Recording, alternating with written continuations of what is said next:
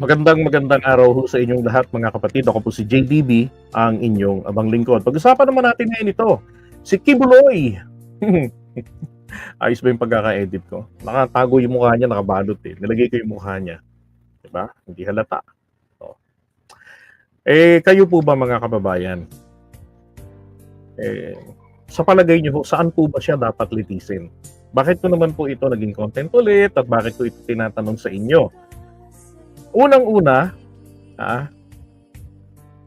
pwede naman pala na mamili ang ating gobyerno kung saan natin siya unang ipalilitis. Dito ho ba sa Pilipinas o sa Amerika? Kasi kung titingnan natin ang advantage dito sa Pilipinas, ideally, iba ho yung realistically tsaka ideally. Ideally, pag rito sa Pilipinas, yung mga biktima niya, makakaharap talaga siya. Diba? Kung gusto siyang sampalin, masasampal yata nila. Diba? Ngayon, sabihin natin na mararamdaman nila ang hustisya, personally. Okay? Pagka doon naman po sa Amerika, diba? So yung mga taong nagrereklamo ron na nakaabang din, they will feel definitely relief, di ba? Na eto na, mapapanagot na. Etong pagka mahilig sa magpakahaba-haba pa ng delay, nagdi-delay. Sila yung nagdi-delay ng hearing nila ron eh. Dahilan nila palagi, hindi pa kami handa. Di ba? Ang depensa, hindi handa. Puro ganun. Lang hiya. Sa Amerika pala, ang delay halos 1 taon. Di ba? Now, pag-uwi ng Pilipinas, sinasabi nila ng mga to, o kinakwento ng mga to, Amerika nagdi-delay, which is misleading sapagkat information is available online. Now, isa pa, maraming kaso rin, terrible rin yung mga kaso ni Kibuloy, hindi lang pwedeng banggitin rito, mag-apektuhan yung natin algorithm eh. Pero alam niyo naman na yung mga kaso niya sa Amerika. Now, isang advantage din naman po kasi doon ay wala akong impluwensya si Kibuloy, di ba, sa Amerika. Hindi naman natin sinasabi na lahat doon ay galit sa kanya, pati ang sistema. Hindi ho. Nagkataon lang talaga na, kumbaga, walang kinalaman sa kanya ang Amerika. Di ba? Nagkataong nalabag niya ang mga batas nito. Now, pag dito ho sa Pilipinas, alam niyo naman, ang disadvantage nito, grabe. Hindi ho titigil ang political destabilization sa presidente. Baka nga ho mas lumala pa. 'Di ba? Kapag nakalaya na yung pondo nila next year na February. Kasi February 3, 2025 matatapos yung freeze order ng Court of Appeals sa lahat ng mga assets ni Kibuloy at ng KOJC. 'Di ba? O sabihin man natin na matapos ng PBBM ang kanyang termino. Ako naniniwala na itong kaso po ni Kibuloy, hindi po ito mukhang matatapos agad ng ganun. Na natapos hanggang 2028 o bago mag 2028. Ito ngayon ang delikado dyan. Diba? Malakas pa rin po, aminin na natin, malakas pa rin ho ang impluwensya ni Kibuloy. Lalo na ngayon, yung judge na humahawak. Diba? May koneksyon kila Duterte. Ang asawa ni Judge Montesa, yung lalaki, kinapoint ni Duterte sa Makati RTC. Judge doon. Hindi ko sinasabi na corrupt sila. Ang sinasabi ko ay merong conflict of interest. Kasi may connection kayo sa kaibigan ni Kibuloy. So, the fear is this. Baka mamaya, pagbigyan niya na ang request nito na hospital arrest sa Davao City o kahit saan pa rito. Pwede nang itakas yan, lalo na kapag nag-Davao City yan. Pahirapan na naman. Diba? Buti kung nandyan lagi si General Torre at huhukain na naman ang laman lupa. Maghuhukay na naman ito ng lupa para mabunot itong si Kibuloy. Diba? Buti kung sa mga darating na taon, nandyan pa, may katulad pa ni General Torre na may paninindigan. Diba?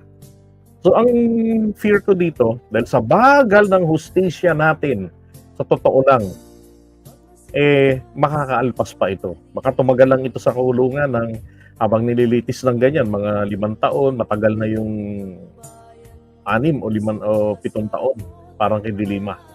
Di ba? Tapos ito, ang babalikan dito, ang Marcos administration na na siya ang nagpakulong, siya yung nagano sa kanya, ganon, di ba? So ako para sa akin, kahit nasabi ko nga, dito sa Pilipinas, uunahin yung mga kaso rito ni Kibuloy na litisin. Kaya lang sakupad. At dahil po sinabi ni ni former Justice, Supreme Court Justice Antonio Carpio, na pwede pala na mamili ang gobyerno ng Pilipinas kung saan ito ibibigay. Kung ibibigay ba siya sa jurisdiksyon ng mga korte rito o ipadala na siya sa Amerika, i-grant yung extradition request sa kanya na gustong-gusto rin naman po ni Kibuloy. Sabi niya yan eh. Diba? Sabi niya, huwag ninyo, ayoko na ako yung papadala niyo. Diba? Ayoko ng extraordinary rendition. So, nagpapatayin ako. Kung gusto talaga nila akong litisin, bakit hindi sila mag-request ng extradition ko? Sapagkat sa extradition, protektado ako ng batas. O yun naman pala. Diba? Wala na siyang dapat alalahanin. Kasi nga, by next week, paring lumabas na yung extradition request ng Amerika. Now, dahil naman po ang ating presidente, alam niyo naman, nakikinig sa opinion ng bayan. O, kaya tinatanong ko nga ho kayo. So, sa pros and cons, ng dalawa, kung Amerika o dito sa Pilipinas ito lilitisin, diba? O tulungan natin ang ating presidente. Diba? Mr. President, tulungan namin kayo kung saan po, ito po yung opinion ng taong bayan. Kasi may fear kami na baka pag dito, tumagal yan, ang kaso niyan, sadyaing patagalin, diba? Mga delaying tactics, mga dilatory tactics ng kampo nila, lahat ng motion, i-file, tapos pag na-dismiss na ng lower court, aakyatin pa ng Court of Appeal. So, too much delay. Tapos mabigyan pa ito ng special treatment. Wow, ang kaibahan lang, di lang ito nakakapag-mall. Diba? Pero, convenient pa rin yung kanyang lugar doon sa sa kulungan. Oh, nabigyan ng special treatment. Kaya nga, ang natin dito ay na lang, ibigay sa custody ng Amerika. Pag nalusutan niya na yung mga kaso niya doon, di saka siya ibalik sa Pilipinas. Diba? Oh. Sabi nga nila, magagaling ang mga abogado ni Kibuloy sa Amerika. Handang-handa na sila. Kaya nga nagagawa nila na magpa-delay ng hearing. Kasi ready sila. Handang-handa silang ipaglaban siya, ipagdepensa. So, yung mga abogado niya. So, dito sa Pilipinas, ganun din. Andiyan, magagaling yung abogado nila. Di unahin po natin sa Amerika, Mr. President. Ako, yun ang gusto ko na. Unahin na sa Amerika dahil pwede naman pala pagkatapos nito dalhin dito sa Pilipinas. Kung aabsuelto siya doon, 'di ba? At kung hindi naman siya maabsuelto doon, sa inyo na. 'Di ba? Bakit niya pa iuwi? Rito lilitisin 'yan. No, ikukulong din habang nililitis. Makakalabas-labas pa. Ang hangad lang din naman ng mga biktima rito maparusahan siya. Di inyo na. 'Di ba? Parusahan nyo ng bitay. Isa pa, eto, naku ho. Wala pa rin si Carclea. Sinasabi nga ng iba na, alam mo ba, diyan sa kanila raw sa Amerika, kapag ang isang sex offender, lalo po mga bata ang biktima, hindi ho sila nagpapahuli sa Pilipinas. Tinitira din ng mga preso nila ang tumbong ng manyakol. So, nako. Baka hindi na ho ito i-safeguard, ipalmolive na lang to. Di ba? So, yun ang aabuti niya ron. Di instant justice. Di ba? Dito sa Pilipinas, may ganun din. Meron din pala sila doon.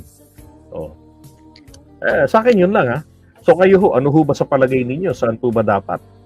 Di ba? So, lagay nyo na lang po yan sa comment section natin. kung saan nyo sa tingin, feel ninyo. Kung kayo ang tatanungin ng gobyerno natin, saan nyo gustong ipalitis si Kibuloy? Dahil parehong may atraso yan sa Pilipinas at sa Amerika. Amerika o sa Pilipinas? Sa Amerika, wala siyang impluensya, walang fear na makakatakas. Diba? Harapin niya doon yung mga taong walang kaalam-alam sa kanya. So, babase lang ang jury sa mga ebidensyang ipipresenta. Maganda ang kanyang pagkukulungan. May palmolive. May manyako na kapwa preso. Dito sa Pilipinas, makupad ang sistema, posible pang mabigyan ng special treatment at posible pang maitakas. At pag hindi na si PBBM ang nakapwesto, alam nyo na ang ending nito. Diba? Absuelto. Oh. Okay? So, kayo, it's up to you. I-comment nyo po. Para malaman yan ng ating presidente. Ito pala, nanonood siya ng mga contents nakakarating sa atin, nakakarating sa kanila pala yung mga contents natin. So, malaman niya kung ano ang saloobin ng taong bayan na tunay niyang mga boss. Tayo ang boss ng Pangulo natin. Diba? So, kaya pala siya nakikinig sa taong bayan.